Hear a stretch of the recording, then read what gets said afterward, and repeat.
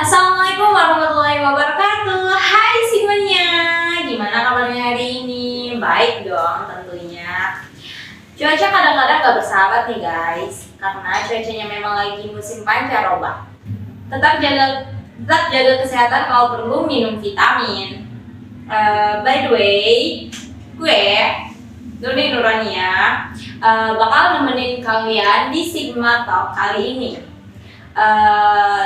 Tentunya gue nggak sendirian nih guys, ada tamu kehormatan ya, yang pastinya bakal banyak hal-hal yang bakalan kita obrolin ke depannya.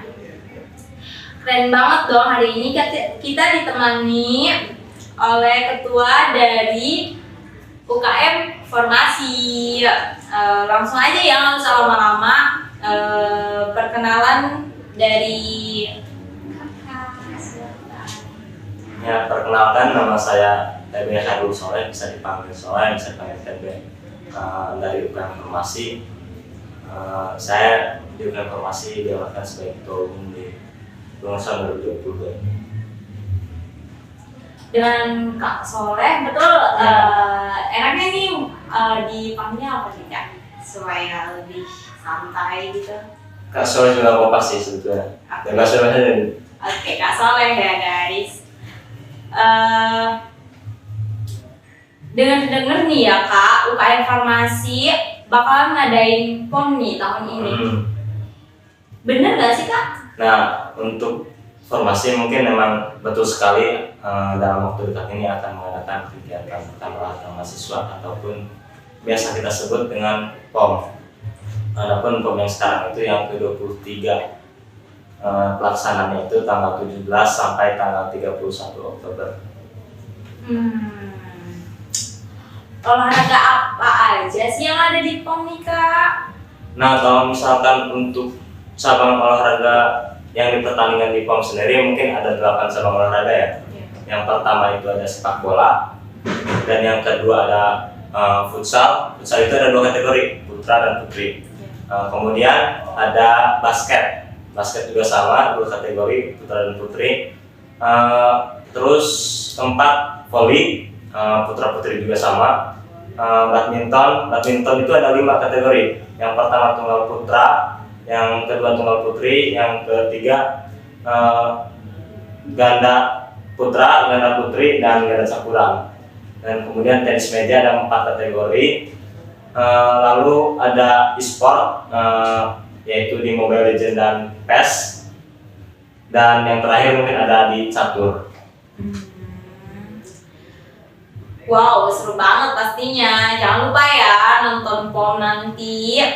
Ngomong-ngomong soal olahraga nih ya, tadi disebutin sepak bola ya. Cocok banget nih sama tema kita hari ini. Ngomong-ngomong tentang olahraga, kita juga turut berbelasungkawa ya tentang terjadinya tragedi Kanjuruhan yang menewaskan 131 korban. Nah, langsung aja ya ke tema kita kali ini, yaitu ada apa di balik duka Kanjuruhan. Sekarang lagi rame banget kan tentang tragedi di Kanjuruhan. Gimana sih tanggapan kakak tentang tragedi di Kanjuruhan ini? Tragedi di Kanjuruhan mungkin merupakan sebuah tragedi yang sangat besar mungkin, terutama di sepak bola Indonesia. Yang pertama mungkin kenapa berbicara tragedi yang sangat besar, karena ini pertama kali dalam sejarah peristiwa sepak bola yang menelan beberapa ratusan korban jiwa sehingga meninggal.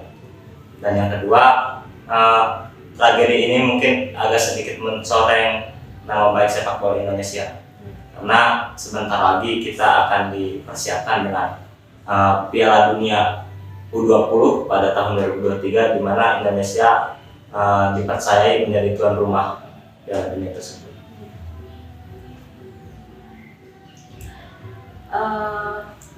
Oh ternyata begitu berpengaruh ya tragedi ini sama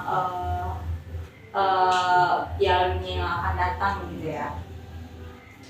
Nah, jadi Kak sebenarnya apa sih yang terjadi di Kanjuruhan ini? Konfliknya apa sih? Nah, kalau misalkan berbicara terkait apa yang terjadi, mungkin kita berbicara kronologis ya. Iya. Pada laga Arema FC melawan Persebaya pada tanggal 1 Oktober 2022 ini, mungkin ketika pertandingan mungkin berjalan dengan lancar lah di 90 menit pertandingan itu. Tapi mungkin peristiwa ataupun tragedi yang terjadi di Kanjuruhan ini berawal dari ketika pertandingan selesai, karena supporter Aremania, mungkin supporter Arema yaitu Aremania merasa kecewa terhadap kekalahan timnya tersebut, di mana Arema kalah dengan skor 3-2 oleh Persebaya. Karena ini merupakan pertama kali dalam sejarah di 23 tahun terakhir Arema kalah di kandang sendiri oleh Persebaya. Ini mungkin bentuk rasa kekecewaan sehingga supporter turunlah ke lapangan, dan sebetulnya mungkin supporter itu turun ke lapangan bukan untuk menghakimi para pemain juga, sebetulnya hanya untuk mempertanyakan ada apa sih sebetulnya kenapa bisa kalah dari Persebaya. Karena kata tadi saya bilang, ini pertama kali dalam sejarah 23 tahun terakhir Arema FC dikalahkan oleh Persebaya di kandang.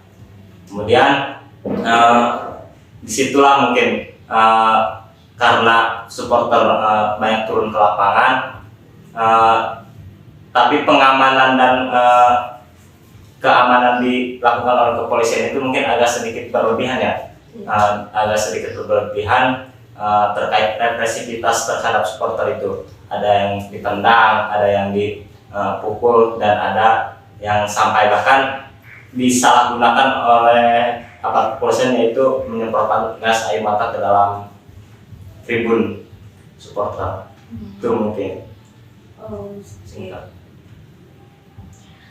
Ada peraturan yang harus dipatuhi nggak sih pada saat berada di lapangan ini? Kalau kalau misalkan berbicara terkait regulasi ya ataupun peraturan yang khusus untuk mengatur terkait supporter, mungkin di Indonesia sendiri ataupun PSSI belum mempunyai aturan khusus ataupun regulasi khusus yang mengatur khusus untuk supporter. Akan tapi sebetulnya ada beberapa regulasi-regulasi yang hampir sangkut pautnya terhadap supporter. Adapun kegiatan ataupun tragedi yang kemarin terjadi itu banyak sekali yang dilanggar. Yang pertama mungkin terkait regulasi pada FIFA Stadium Safety and Security Regulation. Di situ jelas bahwasanya pada pasal 19 poin B di situ menerangkan bahwasanya untuk supporter ataupun memasuki stadion itu dilarang untuk membawa senjata tajam, senjata api, dan gas air mata. Nah, itu mungkin salah satu yang dilanggar oleh aparat kepolisian. Dan yang kedua, pada Undang-Undang Olahraga Nomor 11 Tahun 2022, pengganti Undang-Undang Nomor 3 Tahun 2005 di Sistem Olahraga Nasional, di situ menyebutkan bahwasanya hak-hak supporter. Hak-hak supporter itu ada 3. Yang pertama, supporter bebas mengekspresikan motivasi ataupun dukungan terhadap tim tersebut. Dan yang kedua, mungkin supporter mendapatkan fasilitas sesuai dengan tiket dalam kelasnya. Dan yang ketiga mungkin ini yang sangat amat disayangkan, dan di poin yang ketiga itu jaminan keamanan dan keselamatan supporter itu mungkin yang terlanggar dalam hal tragedi ini. Kemudian di samping hal itu sebetulnya ada juga sih sebetulnya regulasi dari PSSI, tapi mungkin akan kita bahas nanti. Nah, untuk kan tadi ada yang melanggar yang membawa gas air mata ini. Sebenarnya ada sanksi nggak sih untuk yang membawa gas air mata ini? Kalau misalkan untuk sanksi mungkin karena ini kan yang membawanya aparat kepolisian ya, yang di pihak keamanan, dimana dengan dalih mengendalikan massa yang turun ke lapangan dengan ribuan orang itu menggunakan gas air mata. Nah, justru oleh karena itu mungkin Komnas HAM untuk sekarang ini meminta investigasi secara detail, investigasi secara terus-menerus dalam hal penyalahgunaan gas air mata ini. Kalau misalkan untuk sanksi mungkin belum bisa dipastikan. Nah, setelah itu jaminan untuk keamanan tanggung jawab siapa? Itu kan kepolisian pun gitu ya, dalam artian melanggar gitu, malah melukai, dan itu menimbulkan korban. Kemudian kalau misalkan kita berbicara terkait jaminan keamanan, memang sebetulnya ini adalah tanggung jawab PSSI dan PT LIB sendiri sebagai panitia pelaksana pada Liga 1, di mana mereka harus mampu menjamin terkait keamanan dan keselamatan para supporter ataupun para penonton, karena dibantu oleh kepolisian segala macam dan tim keamanan yang lainnya. Jadi nggak bisa sembarangan ya. Nah, kalau misalkan peraturan yang ada di sepak bola tuh boleh sedikit dijelaskan nggak sih? Jadi yang mana yang harus yang benar itu yang mana gitu. Nah, kalau berbicara terkait supporter sepak bola ya, sebetulnya memang pada aturan PSSI yaitu Kode Disiplin tahun 2008 pada pasal 70, di situ memang menjelaskan, akan tapi tidak secara menjelaskan bahwasanya untuk supporter itu dilarang untuk membawa flare, terus senjata api lah, semacam petasan yang mengakibatkan kebakaran di stadion, itu dilarang. Kemudian turun ke lapangan juga memang betul dilarang untuk dan juga senjata tajam pun dilarang gitu terkait supporter membawa hal-hal tersebut ke dalam stadion. Nah, kalau misalkan berbicara tentang supporter, seberapa penting sih peran supporter itu? Kalau menurut saya pentingnya supporter ya mungkin pasti sangat penting sih, karena kebanyakan orang juga sudah mengatakan bahwasanya supporter itu adalah pemain ke-12 di lapangan dalam tim sepak bola, karena dengan semangat dari supporter juga mungkin itu akan berbeda rasanya ketika kita misalkan bermain itu tanpa supporter juga. Itu mungkin menambah daya dobrak semangat kepada tim yang didukung untuk meraih kemenangan. Nah, itu mungkin sebagai daya semangat awal. Nah, kalau begitu gimana sih peraturan yang benar untuk supporter ini? Jadi lebih rinci lagi gitu kan, boleh nggak? Nah, kalau misalkan terkait peraturan supporter, mungkin yang di awal saya bilang bahwasanya peraturan supporter memang belum secara signifikan diatur dalam regulasi yang ada di PSSI ataupun PT Liga. Tapi sedikitnya ya itu tadi pada Kode Disiplin tahun 2008 tadi itu, dimana supporter ya dilarang turun ke lapangan, supporter dilarang membawa senjata tajam, supporter dilarang membawa kembang api dan standar yang lain. Sejauh ini ya apa sih yang udah dilakuin untuk para korban ini? Apa aja gitu dari pihak PSSI-nya yang mengadakan pertandingan ini? Kalau misalkan yang dilakukan oleh PSSI ataupun PT LIB, pihak panitia pelaksana ya, terhadap si korban mungkin ketika pasca kejadian pun mungkin yang dilakukan kepada korban yaitu evakuasi ya pasti ya, membawa para korban ke rumah sakit, Dan adapun memang kebanyakan korban yang meninggal itu memang betul berada di rumah sakit, ketika berada di rumah sakit setelah penanganan dokter.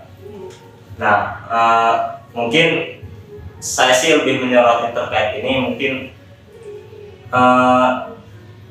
ini berawal berawal dari kelalaian sebuah panitia pelaksana yang dikomandoi oleh PT Liga Indonesia Bersatu, yaitu PT LIB ataupun dan PSSI.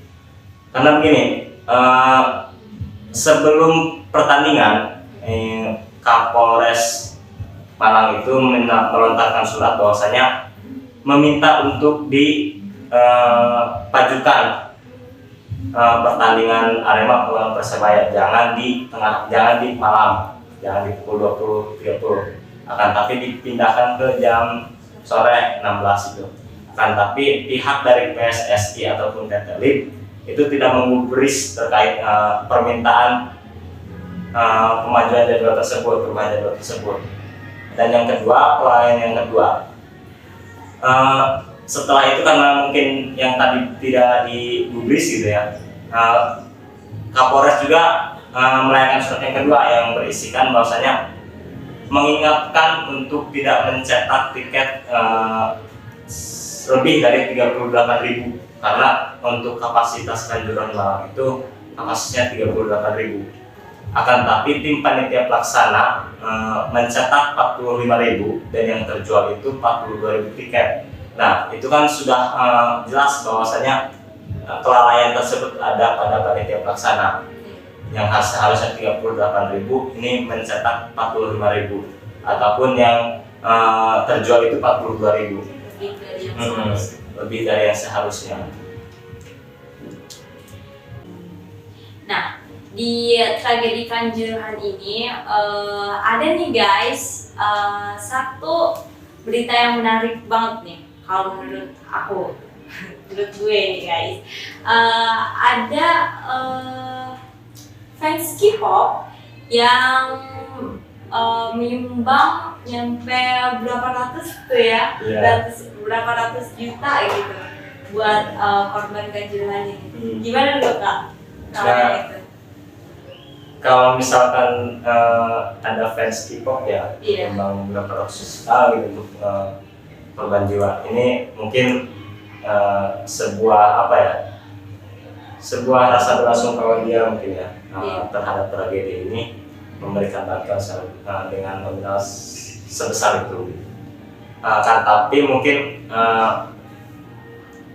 jujur memang ini adalah bantuan yang lumayan besar gitu ya dibandingkan dengan yang dilakukan oleh PSSI gitu.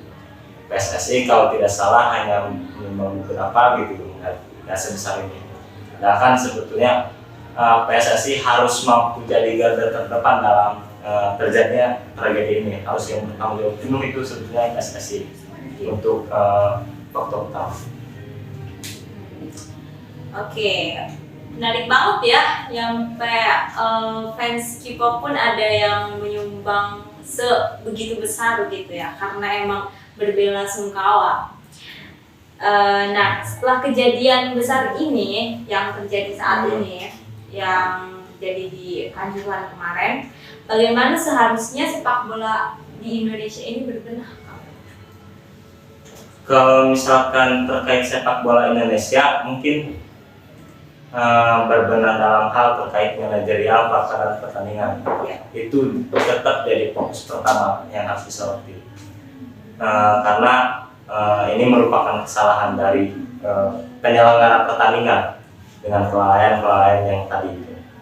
Kemudian harapan saya mungkin kedepannya segera membuat regulasi terkait jaminan keamanan dan kenyamanan supporter, karena di Indonesia sendiri itu belum ada. Kalau misalkan kita berkaca dari liga terbaik yang ada di dunia, yaitu Liga Inggris, itu sudah ada terkait regulasi yang mengatur jaminan keamanan dan kenyamanan supporter, itu sudah diatur. Jadi nggak sembarangan ya guys, untuk jadi supporter sepak bola itu pasti harus ada yang diikutin ya aturannya. Nggak sembarangan kalian nonton terus ikut sana sini gitu, dan nggak jelas ujung-ujungnya gitu. Oke Kak, oke sih Mania, wow seru banget dong pasti pembahasan ini. Bagi yang suka bola, sepak bola, pasti ini pembahasan yang seru banget. Mungkin ada pesan atau sedikit kata-kata mutiara nih dari kakaknya. Oke, silakan kakak. Ya untuk terakhir mungkin ya, Ya. harapan saya mungkin tentunya pasca tragedi Kanjuruhan ini ya pasti PSSI ataupun pihak kepolisian segera usut tuntas terjadinya tragedi Kanjuruhan ini, karena bila perlu sanksilah oknum-oknum memang yang dinyatakan bersalah, sanksi dengan setimpal. Untuk dua kalimat terakhir mungkin PSSI lebih mementingkan hak siar tinggi daripada ratusan supporter mati, dan PT LIB serta panitia pelaksana lebih mementingkan pendapatan lebih tinggi daripada ratusan supporter mati. Imania, pada podcast kali ini aku harap kalian dapat mengambil sisi positifnya dan membuang sisi negatifnya. Tragedi di Kanjuruhan ini memang menimbulkan kabut-kabut kesedihan bagi penggemar pecinta olahraga sepak bola di dunia apalagi di Indonesia ini. Nah, buat segmennya aku harap kalian bisa mengambil sisi positif dari tragedi ini dan membuang sisi negatifnya. Tragedi Kanjuruhan yang telah menimbulkan kabut kesedihan di dunia persepak bolaan saat ini itu jangan dijadikan sebuah alasan kalian berhenti dalam dunia persepak bolaan ataupun jadi penggemar sepak bola ini.